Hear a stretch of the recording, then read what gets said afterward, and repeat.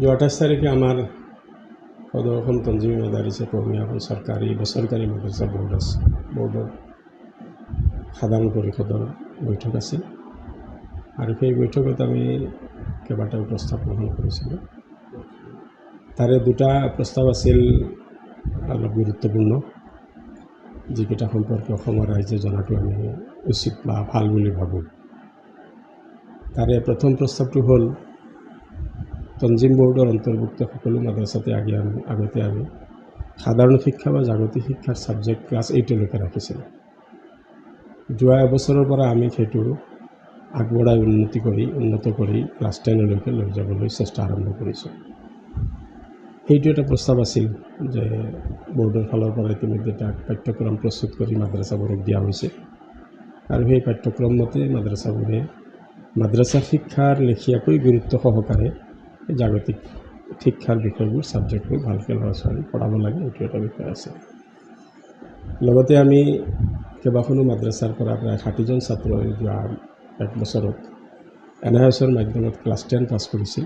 তেখেতসকলৰ চাৰ্টিফিকেটখিনি আমি কালি বিতৰণ কৰিছোঁ দ্বিতীয়টো প্ৰস্তাৱ আছিল এই প্ৰস্তাৱটো আমাৰ আগতেই আছিল যোৱাকালি আমি এইটো পৰহি দিনাখন 28 তাৰিখে এই প্ৰস্তাৱটো আমি আৰু অলপ সবলভাৱে সকলোৰে দৃষ্টি আকৰ্ষণ কৰিব পৰাকৈ লৈছোঁ সেইটো হ'ল যে অসমত নতুন কোনো মাদ্ৰাসা কৰিবলৈ হ'লে যদি যিসকলে মাদ্ৰাসা কৰিব সেইসকলে যদি ভাবে যে মাদ্ৰাসাখন তেওঁলোকে তঞ্জিম বোৰ্ডৰ অন্তৰ্ভুক্ত কৰিব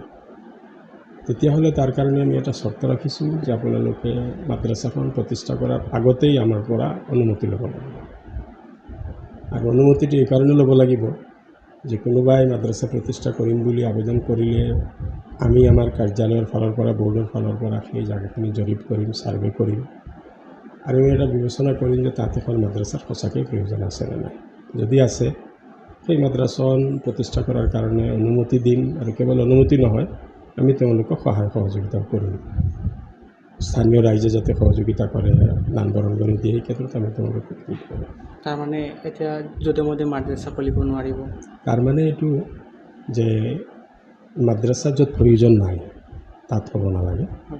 লগতে আমি এইটো প্ৰস্তাৱো লৈছোঁ যদি কোনোবা ঠাই এনেকুৱা ওলায় যে তাত মাদ্ৰাসাৰ প্ৰয়োজন আছে কিন্তু মাদ্ৰাসা নাই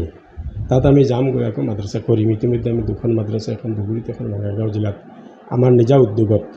আমি লোকেল মানুহক মটিভেট কৰি লোকেল মানুহৰ পৰা বা দাতা মানুহৰ পৰা দান সংগ্ৰহ কৰি তেওঁলোকৰ জৰিয়তে দুখন মাদ্ৰাসা আমি যোৱা কেইবছৰত প্ৰতিষ্ঠা কৰাইছোঁ গতিকে য'ত মাদ্ৰাসাৰ প্ৰয়োজন আছে তাত মাদ্ৰাসা হ'ব লাগে তাৰ কাৰণে তঞ্জিমে সহযোগিতা কৰিব কিন্তু য'ত মাদ্ৰাসাৰ প্ৰয়োজন নাই তাত যাতে নতুনকৈ আৰু অদৰকাৰীভাৱে মাদ্ৰাসা গঢ়ি লোৱা নহয় তাৰ কাৰণে প্ৰস্তাৱটো আমি লৈছোঁ যে তেওঁলোকে কৰে যদি কোনোবাই নিজাববীয়াকৈ তেওঁলোকৰ কথা কিন্তু কাইলৈ আহি আমাক আবেদন দিব যে এখন তঞ্জিম বোৰ্ডত লৈ লওক এই মাদ্ৰাসাখন আমি নলওঁ লগতে আমি এটা কমিশ্যনো বনাই দিয়া হৈছে তাত 5জন এটা কমিশ্যন দিয়া হৈছে এপ্লিকেশ্যন আহিলে নতুন কাৰণ আমাৰ ফাইলত এতিয়াও কেইবাখনো নতুন মাদ্ৰাসাৰ আবেদন আছে আমি কিন্তু তেওঁলোকক বিবেচনা কৰা নাই এই কাৰণে কৰা নাই যে আমাৰ বিচাৰমতে এই মাদ্ৰাসাখিনি আমি লোৱাৰ প্ৰয়োজন নাই বাৰে বাৰে মানুহ আহি থাকে সেইকাৰণে আমি একেবাৰে এইটো অসমৰ ৰাইজকে জনাই দিব খুজিছোঁ যে তঞ্জিম বোৰ্ডত দিয়াৰ উদ্দেশ্যে মাদ্ৰাসা প্ৰতিষ্ঠা কৰিলে আগৰে পৰাই তঞ্জিমৰ পৰা অনুমতি লৈ যাতে মাদ্ৰাসাৰ কাম আৰম্ভ কৰা হয় তেতিয়া তেওঁলোকৰো দিগদাৰী নহয় আমাৰো দিগদাৰী নহয় যদি মাদ্ৰাসাৰ প্ৰয়োজন আমি তেওঁলোকক কৈ দিম যে আমি ইয়াত নকৰোঁ মাদ্ৰাসা বাকী আপোনালোকে জানে যিসকলে আবেদন কৰিব আবেদন কৰাৰ পিছত আপোনালোকে জাগাত গৈ আপোনালোকে সাৰ্ভে কৰি তাৰপিছত আপোনালোকে অনুমতি দিব তেনেকুৱা আমাৰ এটা নিয়ম আছে আগৰে পৰা যে মাদ্ৰাসা শিক্ষাৰ 3টা ছেকশ্যন আছে এটা হ'ল হিফজৰ ছেকশ্যন এটা হ'ল আলিমিয়তৰ ভিতৰত এটা ছোৱালী বানাত যাক কোৱা হয় আৰু এটা হ'ল চবে আৰবী বুলি আমি কওঁ আৰবী বিভাগৰ মাদ্ৰাসা তাৰমানে এইটো আগৰে প্ৰস্তাৱ আছে যে 5 কিলোমিটাৰৰ ভিতৰত এখন মাদ্ৰাসা যদি আছে ল'ৰাৰ তাত আৰু এখন মাদ্ৰাসা হ'ব নালাগে আৰু ছোৱালী আৰু যিহেতু হিফজত সৰু সৰু ল'ৰাবিলাকে পঢ়ে ছোৱালীসকলৰ কথাবোৰ আপোনালোকে জানে তেনেকুৱা মাদ্ৰাসা হ'লে 3 কিলোমিটাৰৰ ভিতৰত পূৰ্বৰে পৰা কোনো মাদ্ৰাসা আছে যদি নতুনকৈ আৰু কোনো মাদ্ৰাসা হয় যিখিনি হৈ গ'ল নতুনকৈ আৰু কোনো মাদ্ৰাসা সেই ঠাইত হ'ব নালাগে যিকোনো খবৰৰ বাবে যোগাযোগ কৰক 7099017330 লগতে 7099017110 নম্বৰত